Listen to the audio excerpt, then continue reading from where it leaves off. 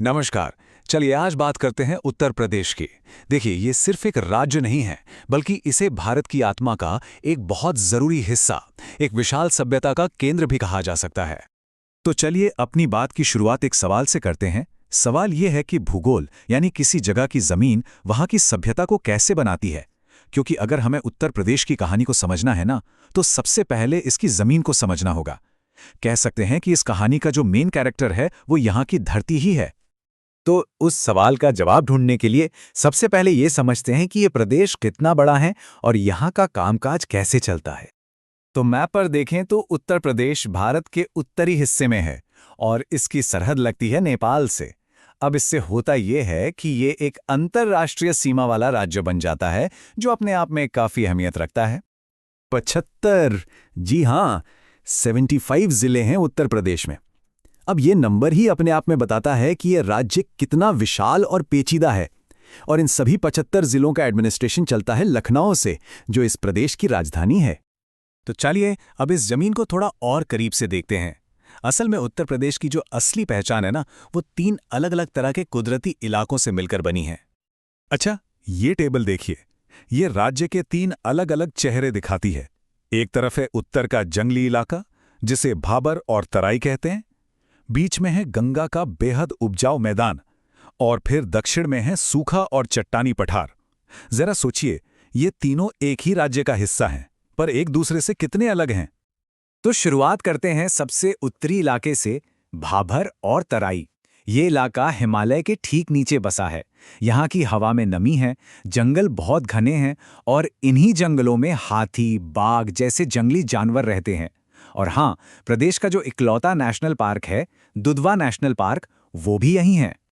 अब आते हैं उस विशाल मैदानी इलाके पर, जो सच में इस राज्य की लाइफलाइन है। नदियों ने यहाँ जो जलोढ़ मिट्टी जमा की है, उसने इसे दुनिया के सबसे उपजाऊ इलाकों में से एक बना दिया है। और यही वजह है कि सदियों से यहाँ इतनी घनी आबादी बसी है। इसी वजह से इसे भारत का राजनीतिक और सांस्कृतिक दिल भी कहा जाता है। और आखिर में चलते हैं दक्षिणी पठार की ओर। ये इलाका मैदानी हिस्से से बिल्कुल उल्टा है। यहाँ की जमीन ऊबड़-खाबड़ पथरीली है, बारिश कम और गर्मी ज्यादा।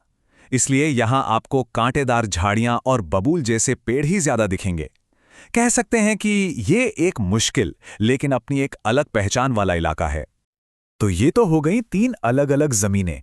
अब सवाल ये है कि इन्हें एक साथ जोड़ता कौन है? तो जवाब है यहाँ की नदियां। चलिए देखते हैं कि कैसे इन नदियों ने सिर्फ जमीन को ही नहीं, बल्कि यहाँ के कल्चर और शहरों को भी शक्ल दी है। देखिए, ये समझना बहुत जरूरी है कि इस राज्य की खेतीबाड़ी की जो खुशहाली है, उसका सीधा कनेक्शन यहाँ की नदियों से है। हिमालय से और पठार से दोनों तरफ से आने वाली नदियां अपने साथ उपजाऊ मिट्टी बहाकर लाती हैं, और इसी से ये मैदान बना है।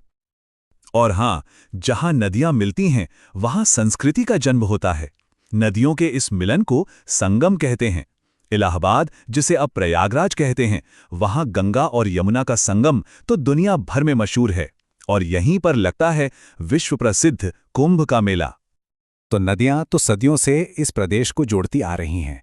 अब देखते हैं कि आज के ज़माने में मॉडर्न ट्रांसपोर्ट के जो नेटवर्क हैं, वो इन अलग-अलग ज्योग्राफिक इलाकों को कैसे एक दूसरे से जोड़ते हैं। तो इस विशाल प्रदेश को जोड़ने के लिए 4 मेन तरीके हैं: सड़क, रेल, हवाई जहाज और पानी के जहाज। इनमें से सड़क यानी रोड ट्रांसपोर्ट सबसे पॉपुलर है। ये राज्य के कोने-कोने तक जाता है। लेकिन इतिहास में एक और तरीका बहुत जरूरी रहा है, और वो है रेल। उत्तर प्रदेश में रेल का इतिहास बहुत पुराना है। जानते हैं, पहली ट्रेन यहां 1859 में इलाहाबाद और कानपुर के बीच चली थी।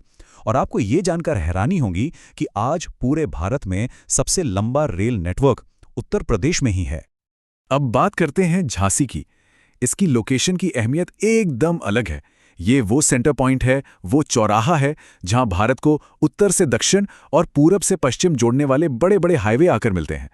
इसी वजह से ये देश के ट्रांसपोर्ट नेटवर्क का दिल बन जाता है। यहाँ एक बड़ी दिलचस्प तुलना देखने को मिलती है। एक तरफ है हवाई सफर, जो बहुत तेजी से बढ़ा है। लखनऊ, वाराणसी जैसे शहरों में बड़े-बड़े एयरपोर्ट्स हैं। लेकिन दूसरी तरफ इतनी सारी नदियां होने के बाद भी जल परिवहन यानी वाटर ट्रांसपोर्ट अभी भी उतना डेवलप नहीं हो पाया है। हालांकि राष्ट्रीय जलमार्ग नंबर 1 जो इलाहाबाद से हल्दिया तक जाता है वो यहीं मौजूद है। तो हमने देखा कि ये प्रदेश कितना अलग अलग रंगों से भरा है। अब चलिए कुछ आंकड़े देखते हैं जो इसकी विशालता को एक बिल्कुल नए अंदाज में हमारे सामने रखेंगे। 6,863 वर्ग किलोमीटर ये एरिया है प्रदेश के सबसे बड़े जिले लखीमपुर खीरी का। अब जरा अंदाजा लगाइए, ये इतना बड़ा है कि दुनिया के कई छोटे छोटे देश इसमें आराम से समा जाएंगे, और ये तो सिर्फ एक जिला है। और अब बात करते हैं आबादी की। सिर्फ एक जिले यानी प्रयागराज में करीब 60 लाख लोग रहते हैं। सोचिए 60 लाख, ये कई देशों की पूरी आबादी से भी ज्यादा है। इससे अंदाजा लगता है कि ये जमीन कितने बड़े मानव समुदाय का घर है।